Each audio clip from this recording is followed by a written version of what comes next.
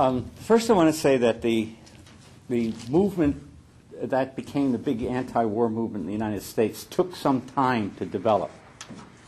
It just didn't happen all rapidly. We were in the early 1960s. We were still coming out of what was known as the big anti-communist witch hunt in the United States, known as McCarthyism, if you named after the senator who became its major spokesperson.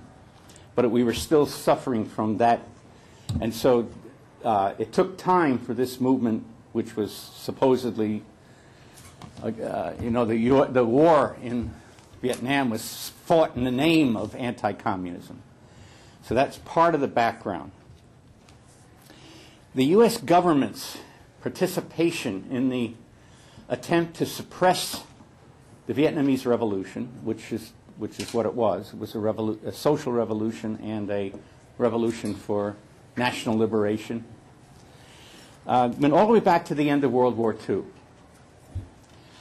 with the U.S. attempting to support.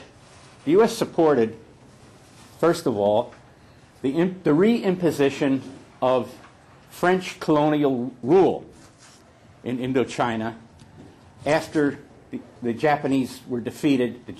The Japanese had taken control of Indonesia during World War II and a little before. In fact, this was so strong that the Eisenhower administration, when it looked like the French were going to lose, which they did lose in 1954, in a battle against the Vietnamese armed resistance, Eisenhower toyed with the idea of using atom bombs in Vietnam to defend French rule. As a result of the defeat of the French, Vietnam was divided into two sections. A northern part, which was ceded to the Vietnamese nationalists, who were also Communist Party people, and a southern part, which was controlled by, really controlled from the beginning as a U.S. puppet regime in the South. This did not have to happen, this division. It wouldn't have happened without the connivance of both Moscow and Beijing to agree to this, and forcing the Vietnamese to agree to a settlement that cut the country in half. Actually, the Vietnamese Revolution had won the whole country against the French. But that, I'm not going to go into all that or how that happened, but there was a conference, the U.S. was there, it insisted upon this. Moscow and Beijing capitulated. The Vietnamese were told that they had to accept it, and the country was divided into two. But there was a revolt developed in the South because the old landlords were supported by the regime in the South. And they were reimposing their rule over the peasantry in the South. And that began a peasant revolution for land. And this developed into a big challenge to the South Vietnamese government, which the U.S. was supporting. And so the U.S. stepped up its support for this government and a direct intervention to back it up from the early 1960s, which sent advisors. This is how the U.S. involvement began. It first was advisors, then more advisors, and then, but this revolution still kept growing. And it wasn't suppressed easily. So the U.S. poured in more forces. And this became intertwined with North Vietnam then, which was drawn into this struggle and then became a wider struggle again for the national liberation of Vietnam and the reunification of, and really it should be one country. I want to say something. I don't know how much you've been brainwashed about the Kennedys, but one thing you've probably been told is that the Kennedy administration was a time of a new Camelot, like King Arthur, which is a ridiculous comparison anyway. But it was supposed to be this wonderful new regime that was going to. So that was, but the part of the Kennedy myth was that Kennedy would not have made the Vietnam War if he had not been assassinated. But that's a myth, because it was under his regime that in the early 1960s, that the U.S. escalation began. After Kennedy was assassinated in 1963, in the 1964 elections, Johnson, who was Kennedy's vice president, who then took over when Kennedy was assassinated, he ran as the Democratic Party candidate against a conservative Republican, Barry Goldwater, on the right wing of the Republican Party, and which began what has developed now into the right wing of the Republican Party becoming the majority in the Republican Party. But Johnson ran against Goldwater, portraying Goldwater as a warmonger.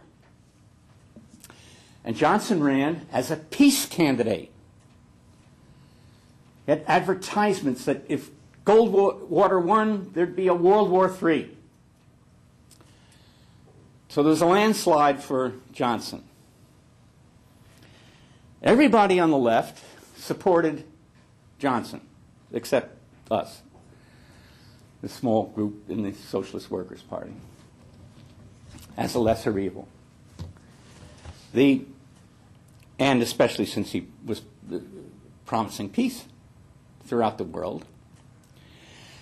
But right after he was inaugurated, Johnson massively stepped up the intervention in Vietnam, beginning the sending of tens of thousands of additional troops, hundreds of thousands, and beginning the bombing of North Vietnam.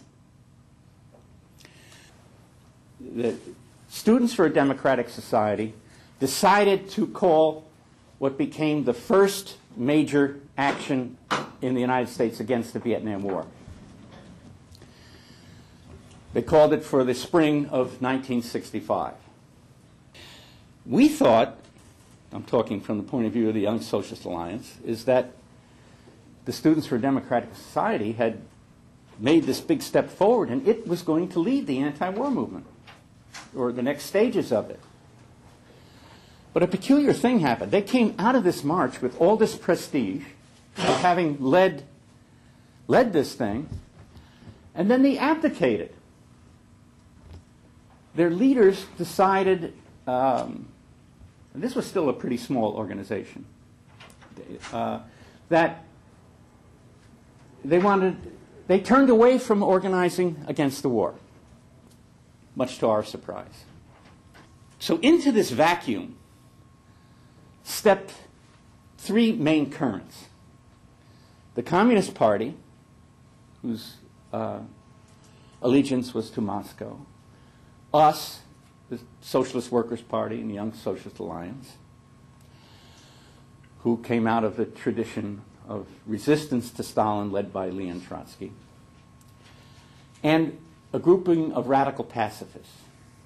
These became the three main forces through the rest of the anti-war movement. Now, this was weird.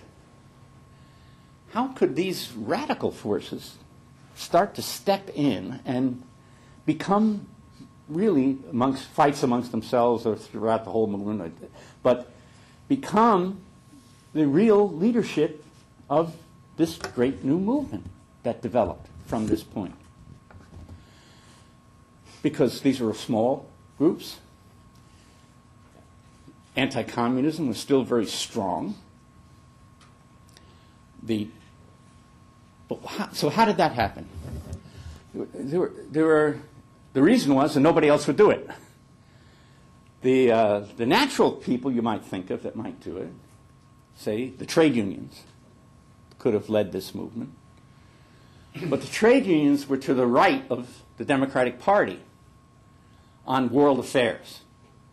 And they were completely in back of the Vietnam War. The traditional peace groups didn't want to lead this movement because we don't want to be connected with communism. And the Vietnamese are communists. So this is a war against communism, and we don't want to lead this movement against the U.S. war. So they didn't. So it's just that the major forces which could have stepped in and led this movement, because of their own worldviews, did not.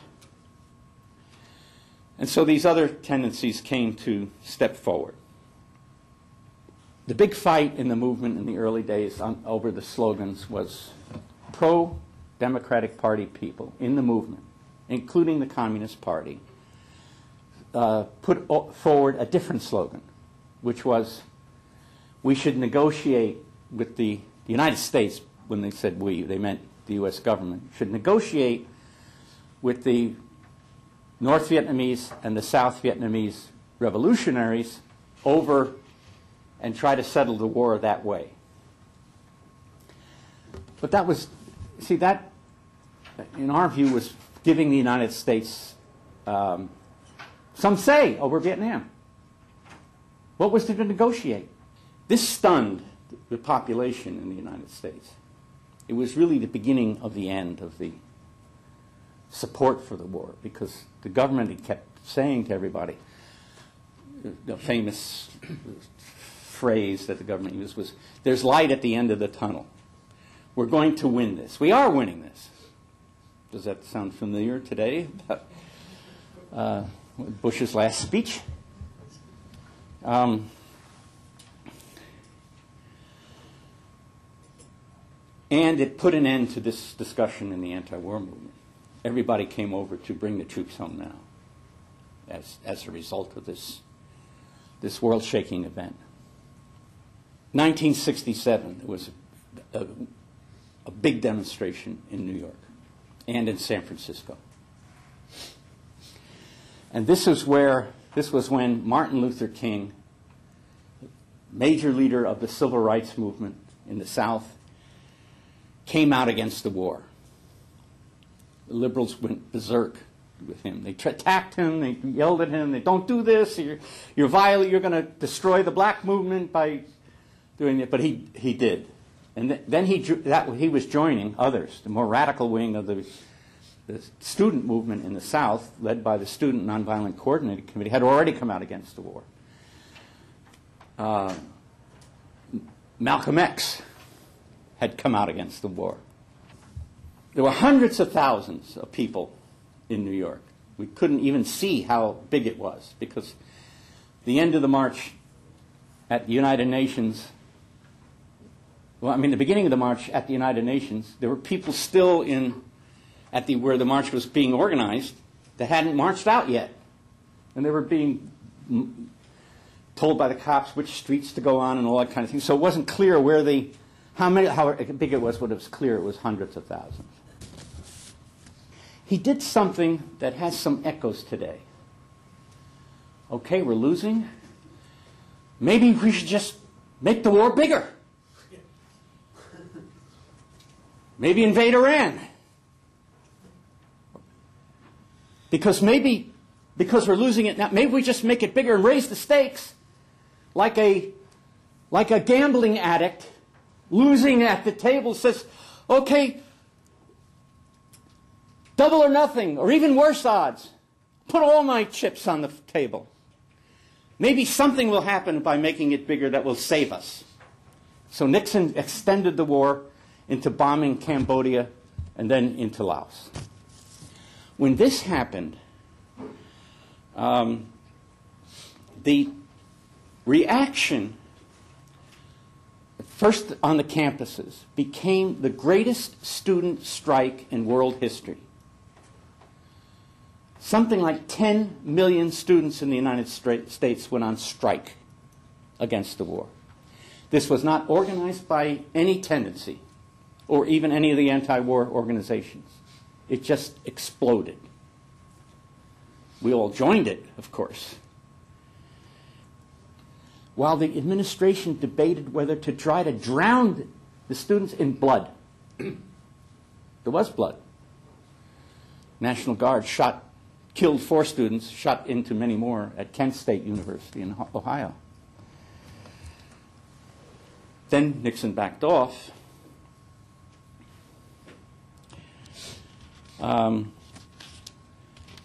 It didn't go further than that. Although around the student strike, there were demonstrations in every city. These were the largest demonstrations that those cities had ever seen. Finally, there was in 1971, there was the biggest march on Washington. Well over 1 million came. It happened that the coalition that we were helping to lead became the major organizer of this demonstration. We were a tiny organization. People not a million people didn't come out to that demonstration because they were for socialism or for a revolution. They came out because of the war, again, like I said before. Although our role meant, there was a newspaper in Boston that had an editorial cartoon trying to get people not to go to it. It had a picture of Leon Trotsky saying, "Forward march!" That didn't deter people from coming. The people who came to these demonstrations didn't care who it was who were organizing them. They're glad that somebody did. If it was us, if we did all the work, fine. We want to go to it. The reason why we were in this position was because